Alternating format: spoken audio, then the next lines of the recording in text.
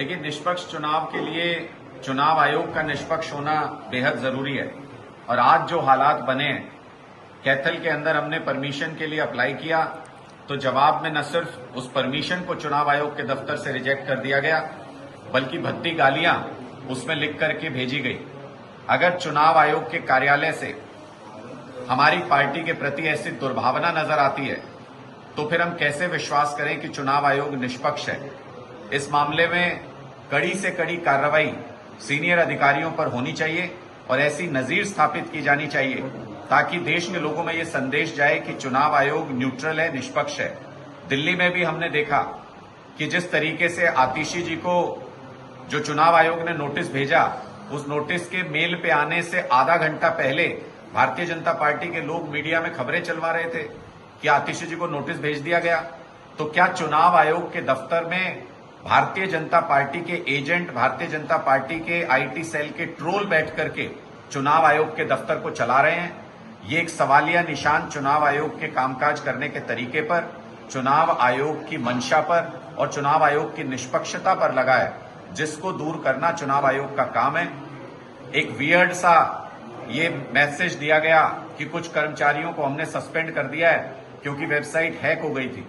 मेरा सवाल स्पष्ट है कि ये वो वेबसाइट है जिससे लिंक क्लिक करके जहां ये सब आवेदन किए जाते हैं, इसी वेबसाइट के ऊपर चुनाव के रिजल्ट आते हैं। मैं ये पूछना चाहता हूं कि अगर ये वेबसाइट इतनी इनसिक्योर है कि ये हैक हो सकती है, कल को ये कह देंगे चुनाव के रिजल्ट हैक हो गए, परसों पता चलेगा कि ईवीएम हैक हो गई।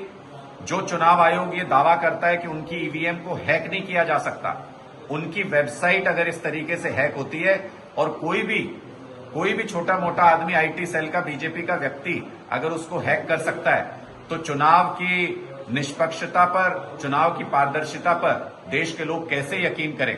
ये चुनाव आयोग को बताना चाहिए। अब एआरओ के खिलाफ अब क्या एक्शन चाह रहा है आम आदमी पार्टी? देखिए, ये निर्णय चुनाव आयोग को करना है कि क्या ऐसे अधिकारी अपने पदों पर बने रह सकते हैं जिनकी मौजूदगी में इस तरीके की वल्गर, गंदी भाषा का प्रयोग किया गया और एक पार्टी विशेष का फेवर करते हुए दूसरी पार्टी के रिक्वेस्ट को रिजेक्ट किया गया, परमिशंस को रिजेक्ट किया गया और साथ में गालियां दी गई उसमें। ऐसे पदाधिकारियों को अपने पद पर बने रहने का कोई अधिकार नहीं है। अगर चुनाव आचार संहिता के दौरान वाकई में चुनाव आयोग का प्रशासन के ऊपर कंट्रोल है तो ऐसे अधिकारी एक पल के लिए भी अपनी कुर्सी पर नहीं रह सकते।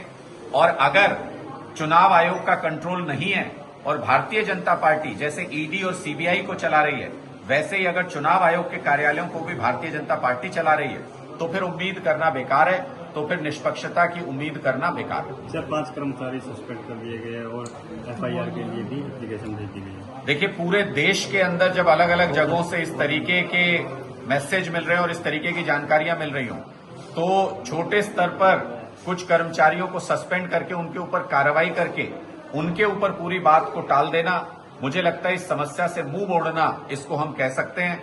ये बड़े स्तर पर चुनाव आयोग के अंदर किस तरीके से घुसपैठ हो चुकी है एक खास मानसिकता के लोगों की, उसको दर्शाता है। चुनाव आयोग को अपने सिस्टम्स को दुरुस्त करना चाहिए और ऐसे तमाम लोगों के लिए नजीर स्थापित करनी चाहिए ताकि आगे से कभी भी चुनाव आयोग की निष्पक्षता पर सवालिया निशान न लग सके। ठीक है, थैंक यू।